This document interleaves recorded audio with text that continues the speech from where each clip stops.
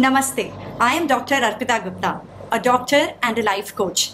Today, I want to break a big myth which has ruled our homes and our society for generations. And this myth is that men are better at handling money and finances than women are. So many of mothers, so many women I have met, they tell me that I'm not so good in finances. As soon as the matter of money comes in, I cringe from within because I don't have a degree in finance. I don't know even a word about economics and I don't know how it all runs. But let me, friends, today tell you something very interesting. If you're a woman who has ever saved on grocery, who has managed to get gifts for family even on a tight budget, and if you're someone who's managed your home for years without complaining with a fixed amount, then you must watch the video till the end. Let's talk about why women, especially Indian women, are natural money masters. Number one, women prioritize security and survival first. Before a woman buys luxury for herself, she'll always ask these internal questions. Are the bills paid? Is my family well fed? Are all the groceries in place? Have I saved some money for tomorrow for rainy day? Only then comes the question of buying her own luxury with the remaining money. Number two, women know how to stretch every rupee. Have you ever observed if you give women 10 rupees for buying some vegetables, they will always save at least 2 rupees. Isn't it? Have you done that for yourself? Number three, inbuilt risk awareness. Women always take calculated risk, not impulsive ones. And that's the real financial intelligence. One of the days, one of my friends who wanted to start a side hustle along with her job. So she did not quit her job immediately, Instead of putting 50,000 upfront for starting a handmade jewelry business, what she did was she started her side Instagram business with materials worth only rupees 2,000. She wanted to test the market first. Isn't that smart move? Number four, women just don't spend. They think of the strategy first. They constantly ask this question, is this really necessary?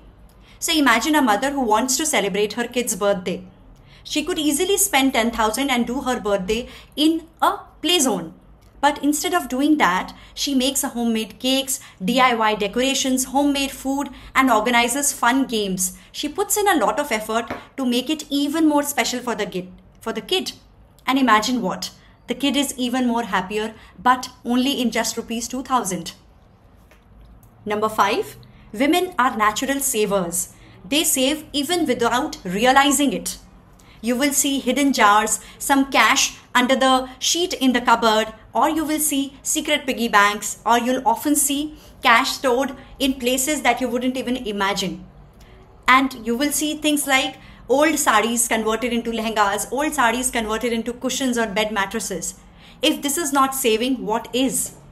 Number six, they manage budget beautifully, even without referring to the Excel sheets or, into complicated apps for doing to-do or budgets.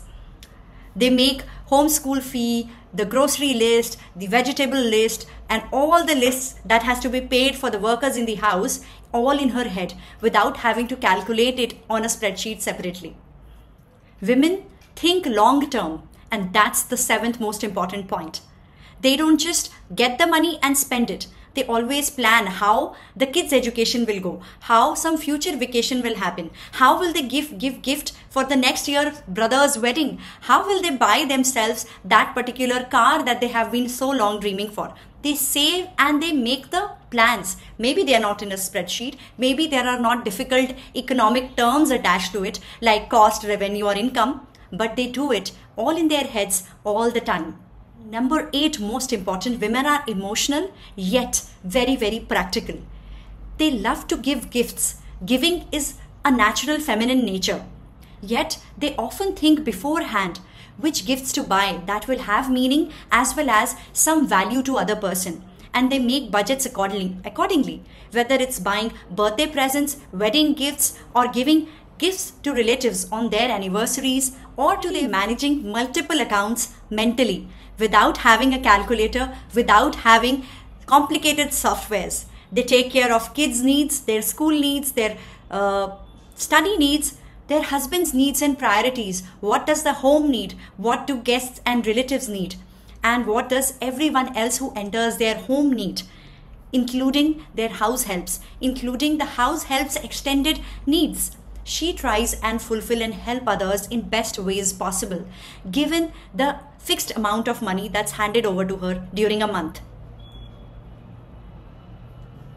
Now you tell me, haven't you done all of this already?